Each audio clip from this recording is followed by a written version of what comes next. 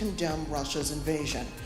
What more can the U.S. do to persuade India to make what some would argue is a symbolic step, but still a critical one? And there are a number of reports suggesting that Moscow and Delhi are trying to work out some sort of currency exchange for future energy purchases. Did you tell Secretary Jaishankar that these could risk violations of not just current sanctions, but also risk violating CAATSA? Secretary Austin, this is a larger policy question.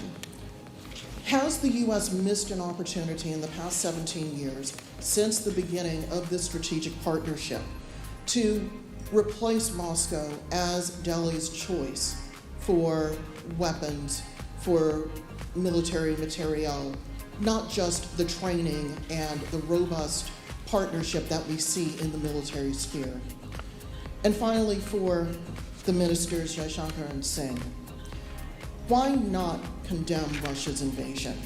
Wouldn't this best reflect India's foreign policy goals and international standing? And what is the leverage that the Indian government has to persuade Vladimir Putin that the carnage that we are seeing every day simply must not stop, that it's not helping the Ukrainian people, and that it's not helping the Russian people? Thank you so much. Thank you. I'm happy to start. I applaud the multi-part, multi-person question. A few things. First, I should note, before getting into the specifics of the question, that Prime Minister Modi, President Biden had a very warm and productive conversation today in their virtual summit. Covered a lot of ground, including some of the things that we mentioned: COVID-19, climate, strengthening the global economy, a free and open Indo-Pacific that we both aspire to. On Russia-Ukraine, they talked about ways of mitigating the profound impact that this is having on global food supplies and prices, commodity markets, and working together to achieve that.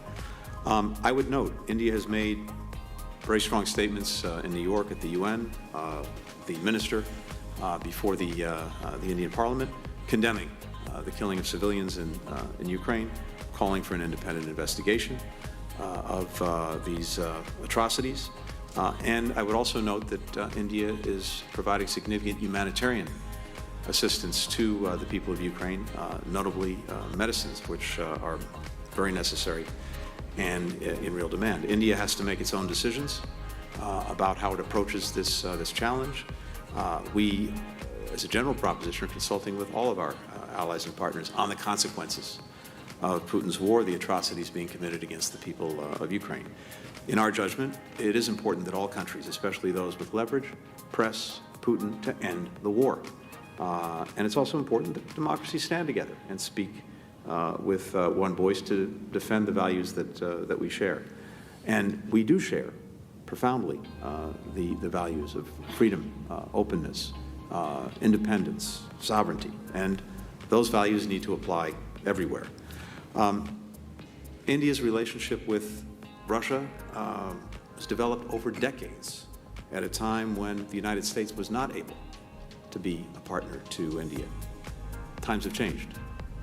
Today, we are able and willing to be a partner of choice with India across virtually every realm: commerce, technology, education, and security. And that was very much the nature of the conversation that we had today. When it comes to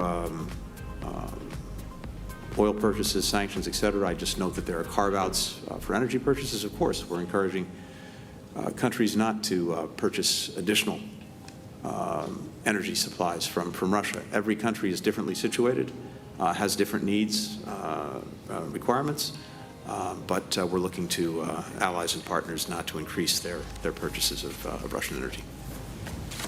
I think I probably answer for both of us. First of all, thank you for the advice and suggestions in your question.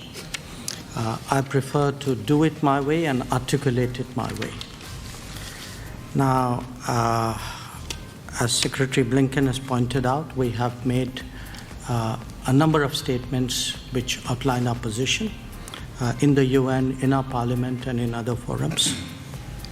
And briefly, What those positions state is that we are against the conflict, we are for dialogue and diplomacy, we are for urgent cessation of violence, and we are prepared to contribute in whatever way to these objectives. I noticed you refer to oil purchases.